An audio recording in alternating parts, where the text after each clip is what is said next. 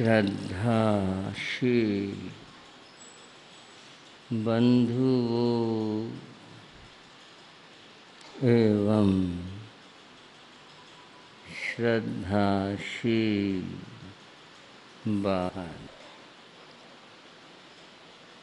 जैसा आप सभी जानते हैं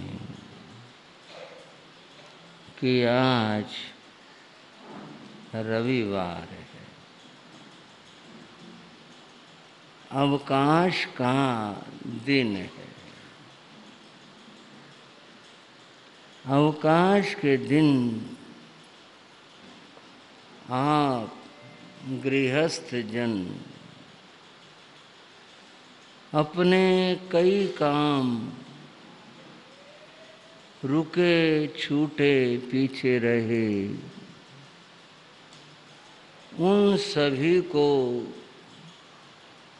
पूरा करने का भाव बनाते हैं और उन कार्यों को आप पूरा करते हैं। हम संत भी समाज का एक अंग हैं। हम भी देखते हैं अवकाश है, छुट्टी का दिन है, कुछ हम भी नया जोड़ लें, कुछ और नया किया जाए। तो बंधुओं, हमारी तो सोच एक ही केंद्र बिंदु पर आधारित होती है, धर्म उपासना ज्यादा से ज्यादा हो और अधिक हो, जिससे समाज में धर्म ध्यान की प्रभावना हो और कुछ जागृति भी आए। बंधुओं, ये सब बातें सोच करके इस रविवार के लिए हमने एक योजना और विचार रखा। वो ये कि इस रविवार को बड़ौदा दिवस के रूप में मनाया जाए। जो भाई बड़ौदा के हैं उनको तो प्रसन्नता होना सहज है। जो भाई अन्य ग्रामों से हैं उनके मन में जिज्ञासा होना सहज है कि ये कैसे, किस तरह से। बंधुओं, अभी मैंने कहा हमारा तो केंद्र बिंदु और लक्ष्य धर्म प्रेरणा और धर्म जागृति है। इसी बहाने से इस रूप में सही कैसे एक गांव की बात करेंगे और वे भाई भी अपने समित्रों को, परिचितों को निमंत्रित करेंगे और यूं एक वातावरण और लहर बनेगी। बस यही सोच करके हमने ये नाम दिया और अब हम कुछ बात और चर्चा करेंगे। बंधुओं, भारतवर्ष में बहुत गांव हैं, हजारों गांव हैं। ठीक है, सहज है जो भारत की आबादी है अथवा अन्य देशों की बात भी करें, वह इन दो भागों में बटी रहती है, शहर और गांव। यूं कह लो, नगर और गांव। नगर शहर विकसित हैं, गांव उनकी तुलना में पीछे है। कभी महात्मा गांधी ने गांव और शहर की बात की थी और उन्होंने कहा था, गांव मांगो दो बात। वो कहते हैं अगर गांव की बात करें तो दो बात है। गांव मांगो दो बात,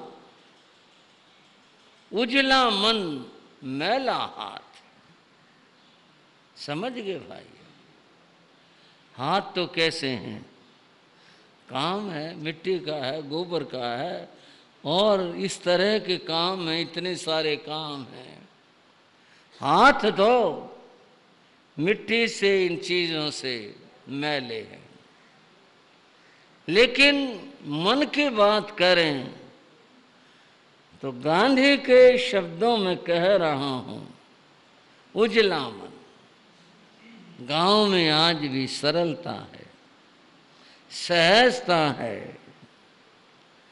वहां छल कपट यूं तो नहीं कह सकते कि है ही नहीं, फिर भी तुलना की दृष्टि से आज भी गांव में सरलता और सहजता है।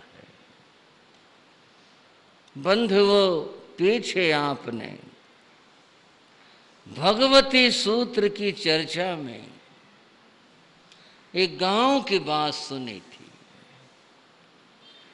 जिसका नाम तुंगिका नगरी था। छोटी सी आबादी थी, बड़ी नहीं थी। उसमें आपने क्या सुना था?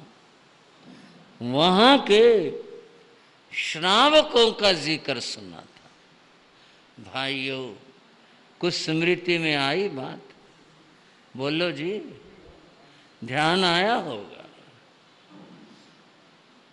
तुंगिका नगरी के श्रावकों का, जहां पर भगवान पार्श्वनाथ परंपरा के मुनि आए थे और उन्होंने, श्रावकों ने कुछ गहरे सवाल किए थे।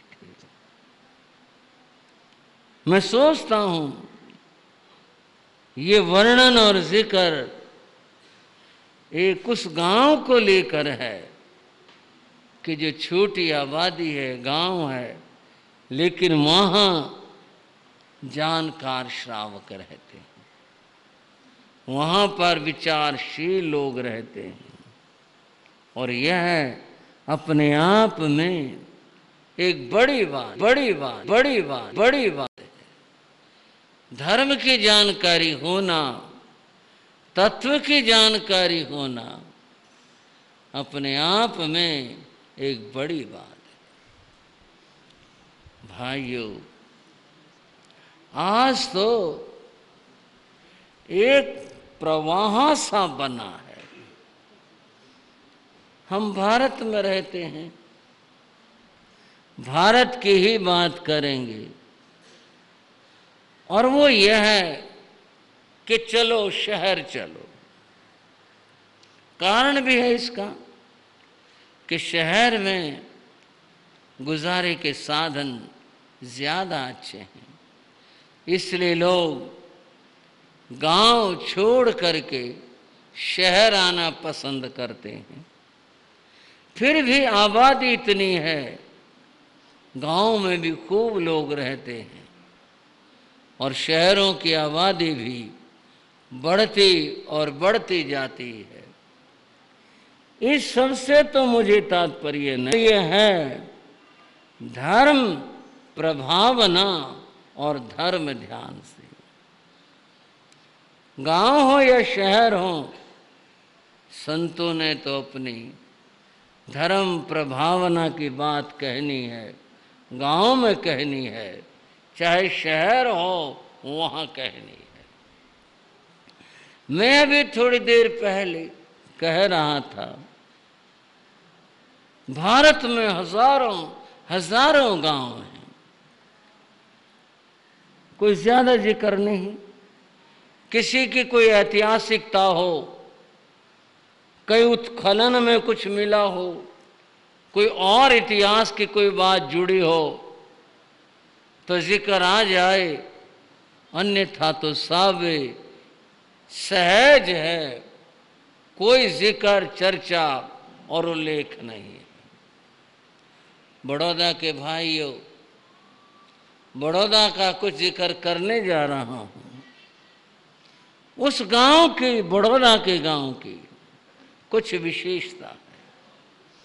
और विशेषता क्या है? विशेषता है कि बड़ौदा गांव से लगभग 40 संत सतियों ने जन्म लिया। 40 संत सतियों ने, जिनमें सबसे पहले गुरुदेव श्री मायाराम जी महाराज थे। उसके बाद एक ऐसा क्रम चला संतों का, जिसमें पूज्य गुरुदेव योगीराज श्री रामजी लाल जी महाराज, और उनके बाद भी और आज वर्तमान में भी कई संत साधियां संयम के महामार्ग के ऊपर चल रही हैं। कहने का भाव यह है कि 40 संत साधियों का एक स्थान से जन्म होना, यह धर्म के इतिहास में महत्वपूर्ण है, बड़ी बात है ये, इतने संसतियों का होना। मैं तो बल्कि एक बात कहा करता हूं, जब इस बारे के अंदर मैं सोचता हूं तो मैं कहता हूं ऐसा गांव तो जैन धर्म की राजधानी है। कोई बड़ौदा वालों को राजी करने के लिए नहीं, मन के भाव हैं, जहां से इतने संसतियों का जन्म हुआ है, सचमुच में वह जैन धर्म की राजधानी है। और कहूं अगर मैं थोड़ा सा, तो जैन धर्म का वेटिकन सिटी है। हमारा तो वह है कि जहां से पूज्य गुरुदेव श्री मायाराम जी महाराज जैसे महापुरुष का जन्म हुआ। वो संत तो थे ही बंधु वो, परंतु वो महापुरुष थे कि आज हरियाणा में जितने ग्राम हैं, इन ग्रामों में जैन धर्म का प्रचार करने वाले, ज्योति जगाने वाले गुरुदेव श्री मायाराम जी महाराज थे। अगर हम इतिहास को देखें, उससे पहले जैन धर्म था तो सही, परंतु कुछ गिने चुने क्षेत्रों में, और वह भी थोड़ा सा यूं कहें अग्रवाल परिवारों में, बाकी और जातियों में और गांव में कहीं पर जैन धर्म का इस तरह कोई प्रचार नहीं था। ये सब गुरुदेव श्री मायाराम जी महाराज के देन है, ये सब उनकी कृपा और आशीर्वाद है। धर्म की ये ज्योति निरंतर जलती रहे, ऐसा प्रयास हमारे को भी और आपको भी करना चाहिए। और केवल बात बड़ौदा की नहीं, मैं हर गांव की बात कह रहा हूं कि जहां के परिवार अब दिल्ली में और नगरों में आकर बस गए हैं और जहां अब जैन परिवार नहीं रहे हैं, उन गांवों में भी ऐसा प्रयास किया जाए कि जैन धर्म वहाँ पर जीवित रहे, उसका अस्तित्व रहे और गांव के लोगों में धर्म के प्रति श्रद्धा बनी रहे। और ये क्यों कर हो सकता है, इसकी दो बातें। एक बात तो यह है कि संत और साध्वियों का गांव में अगर आना जाना रहता है तो गांव के लोगों में इस बात के संस्कार रहते हैं, हाँ भाई ये संत हैं, जैन संत हैं। परिचय कुछ बढ़ जाए तो फिर ये कहते हैं भाई अपने संत हैं। एक अपना भाव मन का लग जाता है तो लोगों में श्रद्धा और अपनापन जागता है। भाइयों, एक और बात कहना चाहता हूं। ये तुम संतों की बात रही कि हम संतों को गांव का विचरण करना चाहिए ताकि वहाँ धर्म संस्कार निरंतर बने रहें और बढ़ते रहें।